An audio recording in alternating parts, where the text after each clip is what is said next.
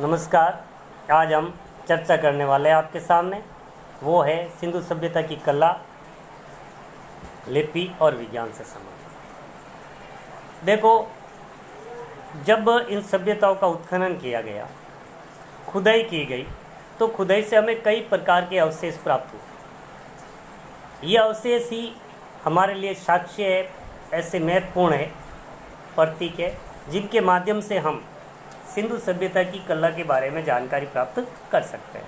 अब इन कला में देखा जाए तो पत्थर की मूर्तियाँ प्राप्त हुई है, मृदभांड प्राप्त हुए, मोहरे तथा कई प्रकार की धातुओं की मूर्ति, जिसमें कांसा महत्वपूर्ण है। तो ये इन सभी के आधार पर हम कह सकते हैं कि सिंधु सभ्यता की कला वास्तव में उस समय उत्कृष्ट थी और विकसित थी। योगी की एक मूर्ति मिली है जो सैलखड़ी पत्थर से बनाई हुई है। साथ ही कांस्य और मिट्टी की मूर्तियाँ मिली है नर्तकी के रूप में। तो ये नृत्य कला से भी परिचित थे।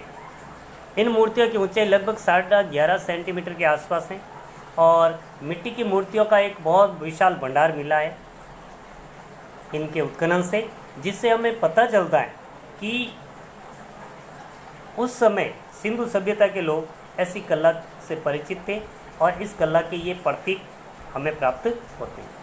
इसके बाद हमें कई प्रकार की मोहरें भी मिली हैं। मोहरों के ऊपर देखा जाए तो चित्रांकन किया गया।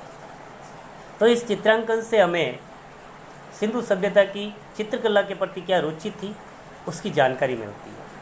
कई मोहरें ऐसी भी मिली हैं हमें जिनके एक भाग के ऊपर कुछ चित्रांकन किया गया और कुछ लेख लिखे गए हैं, और पीछे है जो एक गुंडी बनाई हुई है जिसका उपयोग सामान्यतया वो उसको टांगने के लिए करते थे।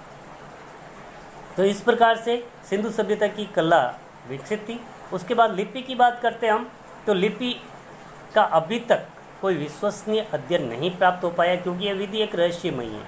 चित्रात्मक थी, किलाक्षर थी, और लगभग हमें 2500 लेख 2500 लेख प्राप्त हो गए हैं मोहरों पर, लेकिन इसका कोई अध्ययन नहीं हो पाया है। कोशिश की जा रही है, और 17 अक्षर का सबसे लंबा और बड़े अक्षरों का एक अभिलेख हमें धौलावीरा से प्राप्त हुआ। सिंधु सभ्यता की लिपि है, भाव चित्रात्मक थी, भावलिपि थी।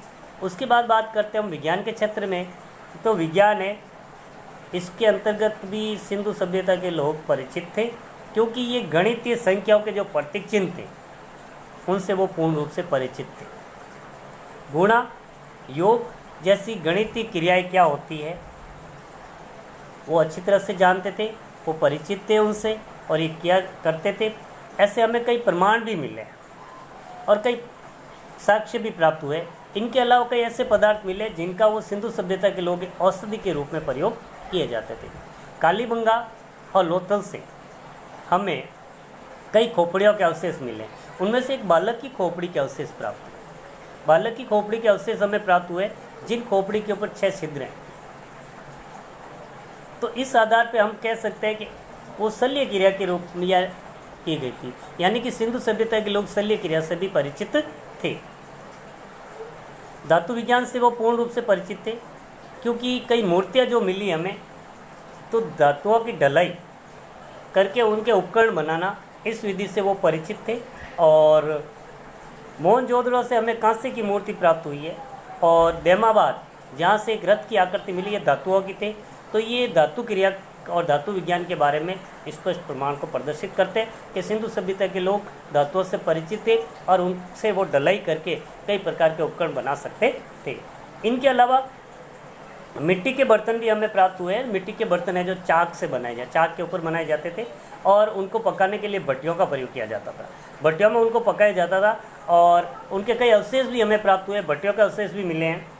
उन पर गेरुए रंग से वो कई प्रकार की चित्रकारी किया करते थे, जिससे चित्रकारी बारीक और बड़े अक्षरों में बड़े बड़े चित्रों के रूप में भी की जाती थी, और पकने के बाद वो चित्रांकन स्पष्ट रूप से झलकते थे। तो इन सभी आधार पर हम कह सकते हैं कि सिंधु सभ्यता के लोगों की कला के प्रति रुचि थी, कला से वो पूर्ण रूप से परिचित थे, साथ ही लिखना जानते थे। उनकी लिपि थी जो भाव चित्रात्मक थी, और विज्ञान के रूप में भी अगर देखा जाए तो सिंधुवासी पूर्ण रूप से परिचित थे।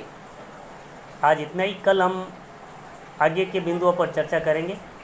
हम थैंक यू।